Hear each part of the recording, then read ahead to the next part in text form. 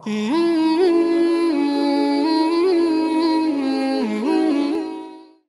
হায়া মুসলমানদের কত বড় সম্পদ। তাকাইয়া দেখেন, এক ঘটনা শুনেই। ইমাম আহমদ ইবনে হাম্বল, 4 মাযহাবের এক মাযহাবের ইমাম আহমদ ইবনে হাম্বল 12 বছর বয়সের সময় গোসল করতে গেছেন বন্ধুরা একসাথে। তো বন্ধুরা বলে কি, আহমদ চলো আজকে আমরা সবাই ল্যাংটা হয়ে গোসল করি। 12 বছর বয়স। আমার কথা বলতেছি, আমার বয়স যখন 6-7 বছর, তখনই তো মাদ্রাসায় পড়ি। তো বাড়িতে যখন যাইতাম, বাড়িতে গিয়ে দেখি 15 বছর 16 বছরের ছেলেপেলেরা হাফ প্যান্ট পরা, গ্রামে তো হাফ প্যান্ট খুইলে লাভ দিয়ে গোসল করতে নেমে যেতেছে। কিন্তু আমি পারতাম না। কেন পারতাম না? ওই যে মাদ্রাসায় পড়ছি, এই কারণে। তো ইমাম আহমদ ইবনে হাম্বল উনি তো ওই সময় হাদিস পড়তেন। তো সবাই বলছে, আরে আমরাই তো, পিচ্চিরে বলতেছে আমরাই তো, আর তো কেউ দেখতেছে না, চল কাপড় খোল। উনি বলছেন, না আমি খুলবো না। লুঙ্গি ধরে টান দিছে, খবরদার। ওদের সঙ্গে গুতাগুতি করছে, গুতাগুতি করে লুঙ্গি খুলতে দেয়নি। এবার আরে আমরাই তো, কোনো সমস্যা নাই তো। তো আমরা না, আরো একজন আছে। বলে কে আছে?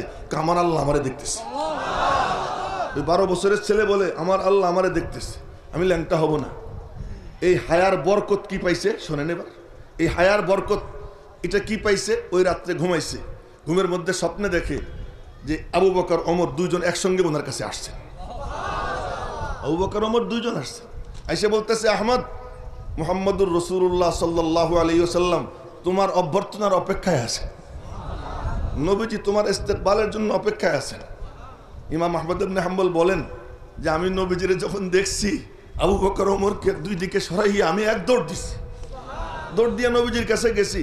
নবীজি আমাকে বুকের সঙ্গে জড়াইয়া ধইরা নিজের মুখের লালা আমার মুখে দিয়া বলছেন, আহমদ, আজ থেকে তুমি আমার রুহানি সন্তান। পরের দিন আইসা ক্লাসে পড়তে গেছে, উস্তাদ হাদিস পড়ান। তো উস্তাদ হাদিস বলতেছে, ব্যাখ্যা করতেছে। ইমাম আহমদ ইবনে হাম্বল 12 বছরের শিশু বলতেছে, হযরত জি, হাদিসটার ব্যাখ্যা এরকম না হয়ে এরকম হইলে কেমন হয়? আর এক হাদিস বলছেন। তো ইমাম আহমদ ইবনে হাম্বল বলতেছেন, 12 বছরের শিশু, উস্তাদ জি, হাদিসটা এরকম না বইলে এরকম বললে কেমন হয়? 3-4টা হওয়ার পরে উস্তাদ বুঝে ফেলেছে কিছু একটা ঘটছে। তো উনি তাড়াতাড়ি করে সবক শেষ করে খাস কামরায় গিয়া ইমাম আহমদকে ডাক দিছেন, বাবু এইদিকে আয়। রুমের মধ্যে নিয়ে জিজ্ঞেস করতেছেন, তোর কি হয়েছে তাই বল। উস্তাদ জি, আজ রাত্রে নবীজির সঙ্গে আমার দেখা হয়েছে। নবীজির সঙ্গে দেখা হয়েছে। হায়া, লজ্জা। আজ এই লজ্জা আমাদের সমাজ থেকে কেমনে বিদায় করা যায় তার প্রতিযোগিতা চলতেছে। কয়দিন আগে এক কমিনা কুত্তা, ওই রাশেদ খান মেনন, সে বলল কি, নারীদের হিজাব এটা বাংলাদেশের সংস্কৃতির সঙ্গে মানায় না। এই যে কথাটা, এই বলার স্পর্ধা পাইছে কেন? আমরা মরে গেছি, আমাদের মধ্যে প্রাণ নাই। যদি আমাদের মধ্যে প্রাণ থাকতো, জানতো যে ওর জিহ্বাটাই না ছিঁড়ে ফেলানো হবে, এ যদি জানতো তাহলে এই কথা বলার সাহস পাইতো না।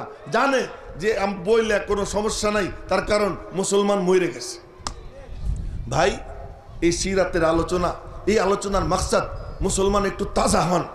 যদি মুসলমান তাজা হয়, তাহলে কোন কুত্তে কমিনে আছে বাংলাদেশে হাতে গোনা?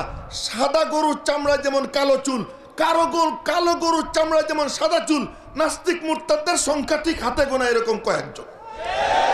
ওরা যা খুশি তাই বলবে, আর আমরা শুধু হজম করব। এ কি করে হইতে পারে?